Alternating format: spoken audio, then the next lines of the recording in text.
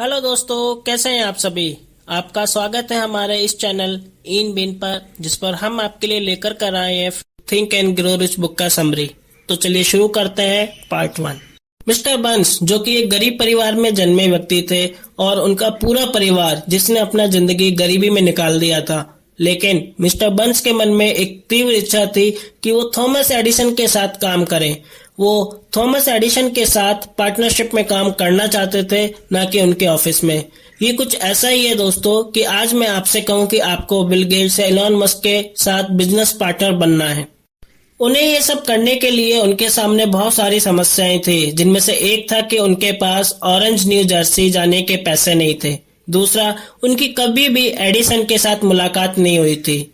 Burns के मन में अपनी इच्छा के लिए बहुत ज्यादा विश्वास था। उन्होंने किसी और की परवाह किए बिना पैसे के मालगाड़ी में बैठकर ऑरेंज न्यू जर्सी के लिए निकल पड़े। जब मिस्टर बर्न्स एडिसन के दफ्तर में पहुंचे तो उनकी मुलाकात एडिसन से हुई और उन्होंने एडिसन से सीधे कहा कि मुझे आपके साथ काम करना है। शुरू में जब एडिसन ने उनकी आंखों में देखा तो उन्हें उनकी आंखों में एक अलग सी चमक, उत्साह और विश्वास नजर आया और एडिसन ने उन्हें अपने ऑफिस में काम करने का परमिशन दे दिया। हालांकि अभी भी वो बहुत ही कम सैलरी पे काम कर रहे थे।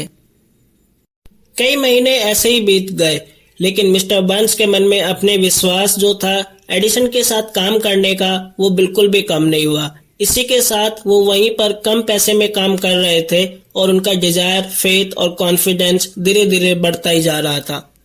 कुछ महीनों बाद एडिसन ने एडिसन डिटेक्टिंग मशीन, जिसे आज हम लोग एडिफोन कहते हैं, का काम पूरा किया। लेकिन उनकी सेल्स टीम को यह बहुत ज्यादा पसंद नहीं आया और सेल्स टीम ने कहा कि इसे बेचने के लिए हमें बहुत ज्यादा मेहनत करनी पड़ेगी। उस टाइम पर केवल 2 ही लोग ऐसे थे जो उस प्रोडक्ट को बेचना चाहते थे, एक एडिसन और दूसरे मिस्टर बर्न्स। इस अपॉर्चुनिटी को मिस्टर बर्न्स ने बहुत अच्छे से समझा और उसे बेचने के प्रपोजल को लेकर वो थॉमस एडिसन के पास गए, जहां उन्होंने अपना ऑफर एडिसन के सामने रखा। एडिसन को पता था कि इस आदमी में कुछ ना कुछ तो बात है। इसी बात को देखते हुए उन्होंने उस एडिफोन को बेचने का कॉन्ट्रैक्ट मिस्टर बर्न्स को दे दिया। बस अब क्या था, मिस्टर बर्न्स एडिसन के साथ पार्टनर बन चुके थे और जो सपना बर्न्स ने देखा था अभी वो पूरा हो चुका था और अपने इसी सपने को लेकर के मिस्टर बर्न्स आगे के काम में जी जान से जुट गए।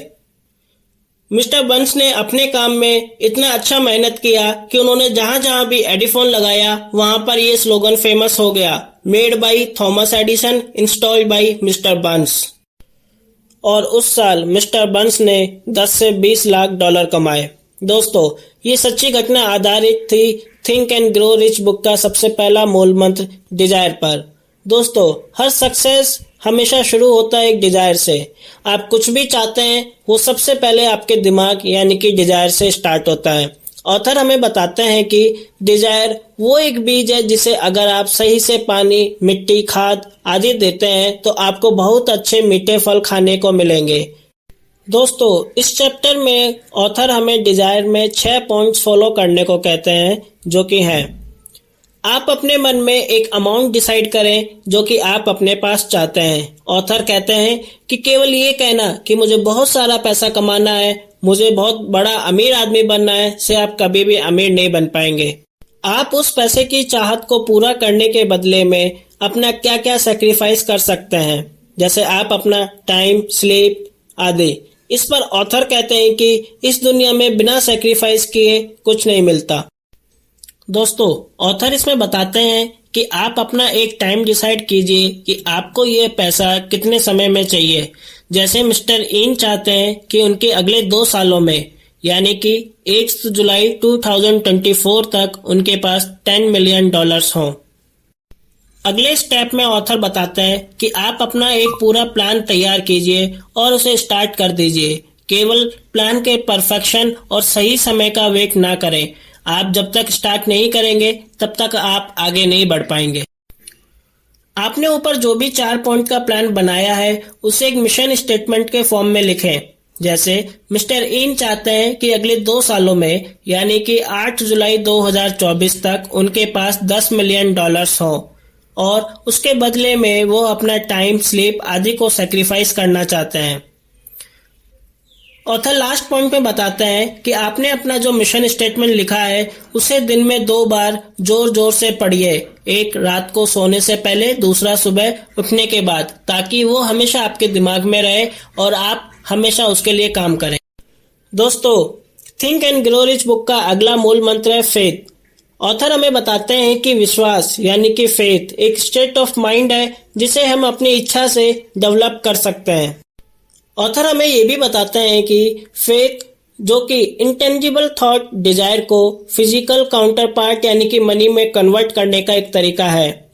हम हमारे सबकॉन्शियस माइंड को ऑटो सजेशन के द्वारा हम जो चाहते हैं वो हमें मिलेगा के लिए कन्विंस करते हैं और हमारा सबकॉन्शियस माइंड हमें बदले में कुछ डेफिनेट प्लान बताकर हमारी इच्छा को पूरा करने का तरीका हमें दिखाता है।